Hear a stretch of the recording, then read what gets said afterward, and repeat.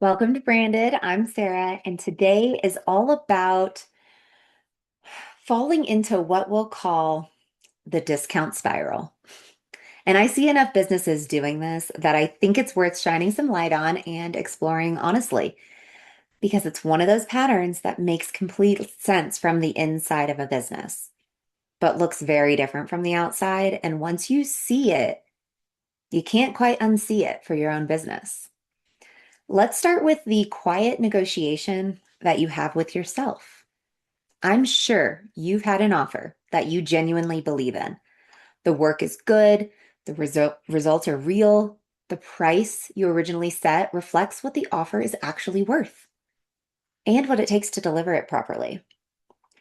But then launch week comes, and somewhere in the preparation, something shifts. You start adding small additions, a bonus that wasn't in the original offer, something that feels like it adds value, makes the offer more complete, gives people one more reason to say yes. So you add it.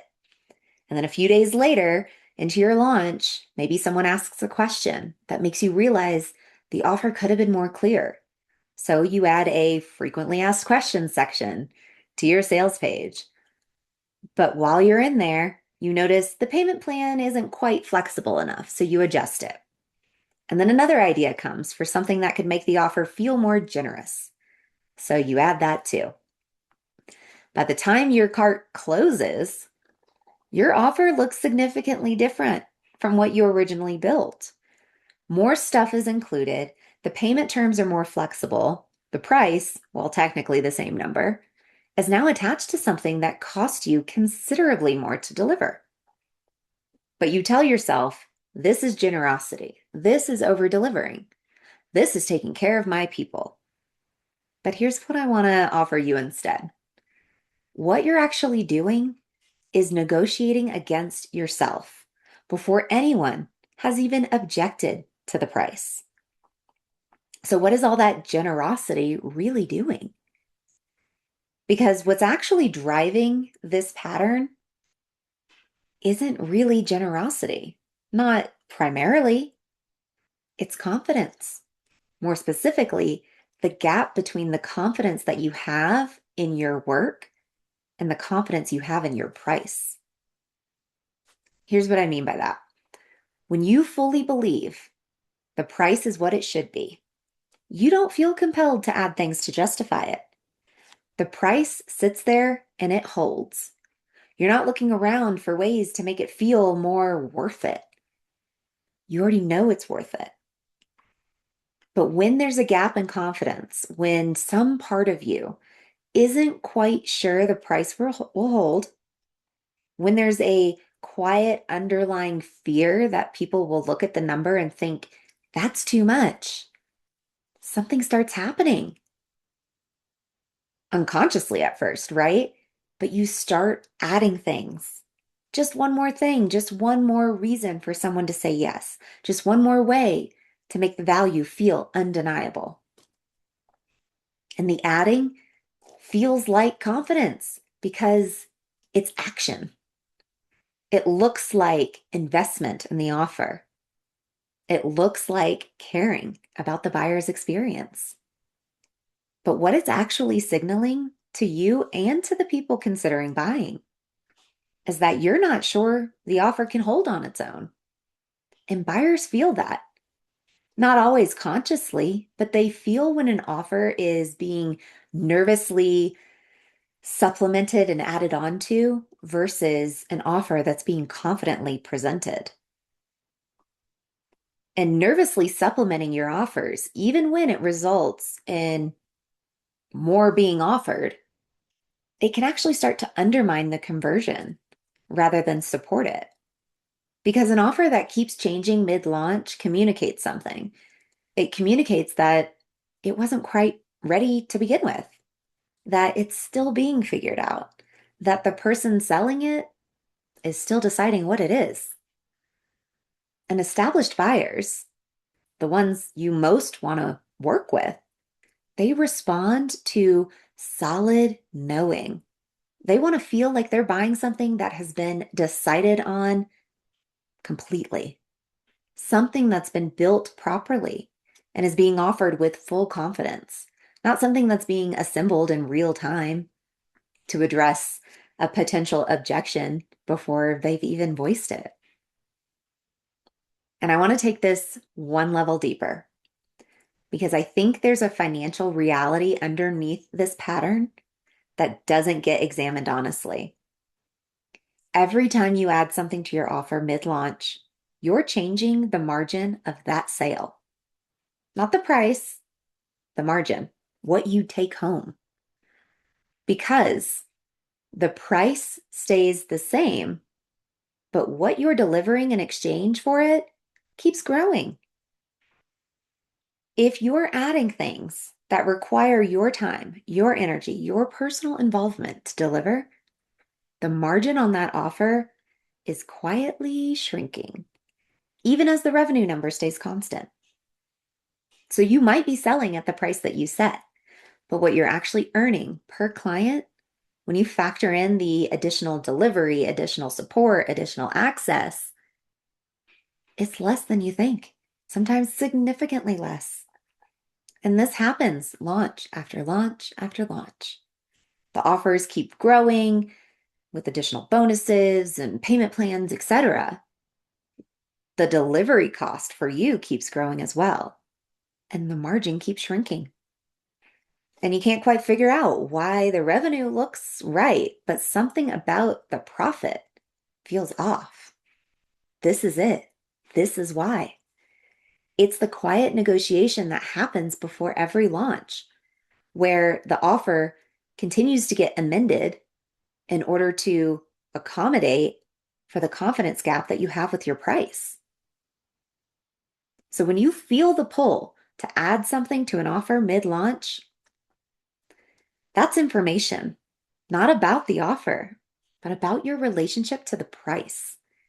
Because if the price was exactly what it should be and you knew that, you wouldn't feel that pull. The offer would be what it is, and you would present it as is. Adding stuff would feel unnecessary rather than reassuring.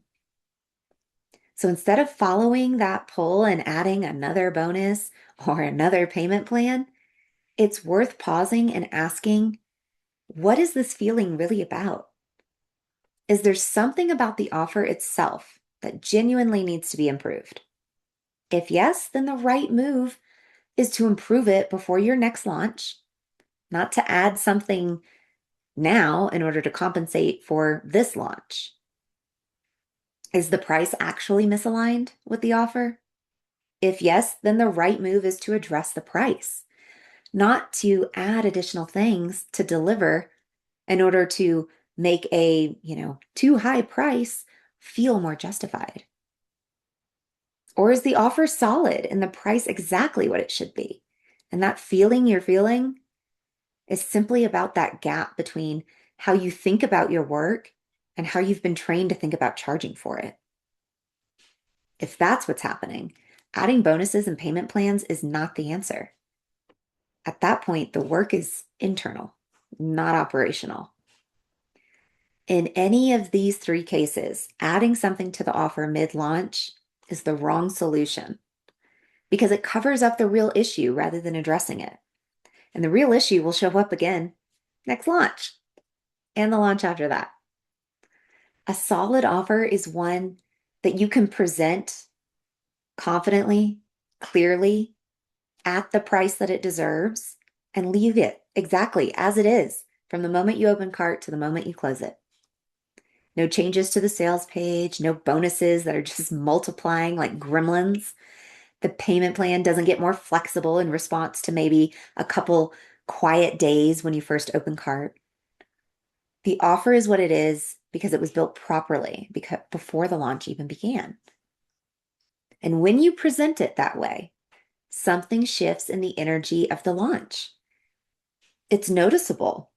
There's a calm sort of stillness to how you show up when you're selling something that you're not simultaneously negotiating with yourself about. The emails feel different. The stories feel different. The way you answer questions about the offer feel different because you're not trying to justify any of it. You're simply promoting it.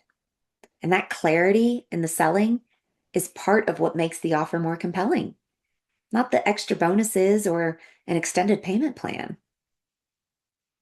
The buyer on the other side can feel the difference between someone who's confidently presenting something and someone who's anxiously supplementing something she's not sure will hold. So before your next launch, I want you to look at your offer and ask yourself one honest question. Is everything that's currently included in this offer something you would have put there if price were no object and confidence was no question? Or did additional things sort of find their way in because some part of you wasn't sure the offer would hold without them? Because the additions that come from genuine value creation are worth keeping. They do make the offer better. But the additions that come from having a confidence gap, they're worth examining because they're not making the offer better. They're making you feel safer about presenting it. And those are two very different things with two very different solutions. The offers you build are probably worth more than what you're treating them as. And the version of it that gets presented with full confidence, without the mid-launch changes, without the quiet negotiation against yourself, will almost certainly produce more compelling results than the version that arrives full of compensation and justification. So trust your work, present it clearly, let the price stand. Share this with a business owner who keeps adding bonuses and payment plans and all this extra stuff to her offers because she's not sure her offers can stand on their own. This might help her see it differently. I hope you enjoyed this week's episode. I'll see you next week for a brand new one. Bye, you guys.